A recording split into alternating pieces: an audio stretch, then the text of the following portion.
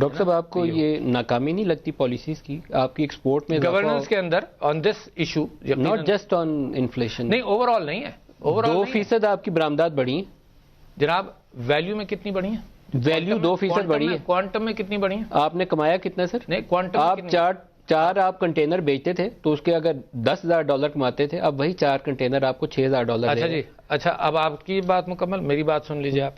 آپ یہ بھی تو چاہتے ہیں کہ آپ کے یہاں پروڈکشن چیزوں کا بڑھے ہیں، تو جو پروڈکشن ہے جو آپ نے برآمد کیا اس کا والیوم جو ہے ڈالر ٹرمز میں 2 یا 3% بڑھائے اور والیوم ٹرمز میں 20% بڑھائے. تو 20% آپ کے یہاں امپلائمنٹ ہوا، 20% آپ کے یہاں پروڈکشن بڑھا، 20% آپ کے یہاں لوگوں کا روزگار لگا.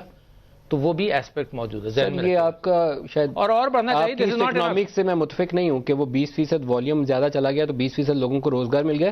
شفٹس بند نہیں، اگر آپ نان پروڈکشن ڈیز انڈسٹری حضور اگر 20% آپ نے زیادہ پروڈیوس کیا تو آپ سمجھتے ہیں اس میں روزگار نہیں ہوگا؟ Large scale manufacturing شوئنگ -6% growth. تو جی -6% گروتھ. میں نے تو آپ سے یہ کہا کہ ہماری ایکسپورٹس کا والیوم بڑھا. میں غلط بیانی نہیں کر رہا ہوں آپ سے. اگر آپ کو نہیں معلوم ہوگا، آپ تو اتنے سارے پروگرامز معیشت پر کرتے ہیں تو آپ اسٹیٹسٹکس دیکھ لیجئے گا.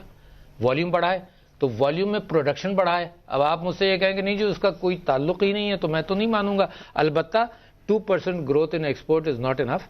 میں سمجھتا ہوں بہت زیادہ بڑھنا چاہیے. اور اسی وجہ سے میں نے آئی ٹی سیکٹر کے اندر بات کی تھی اور میں آپ سے پریڈکٹ کر رہا ہوں. پریڈکٹ نہیں کیا، پہلے پریڈکٹ کیا تھا، اب آپ کو بتا رہا ہوں کہ 19% گروتھ ہوا آئی ٹی سیکٹر میں.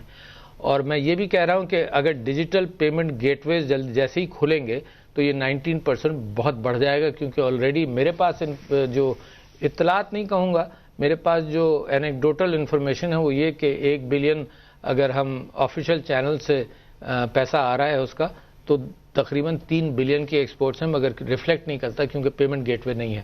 تو آئی ٹی سیکٹر میں سب سے زیادہ امکان ہوگا ایکسپورٹ بڑھنے کا. میرے خیال میں آپ کا ایک اور انیشیٹو بھی ہے آرٹیفیشل انٹیلیجنس والا اور روبوٹکس والا.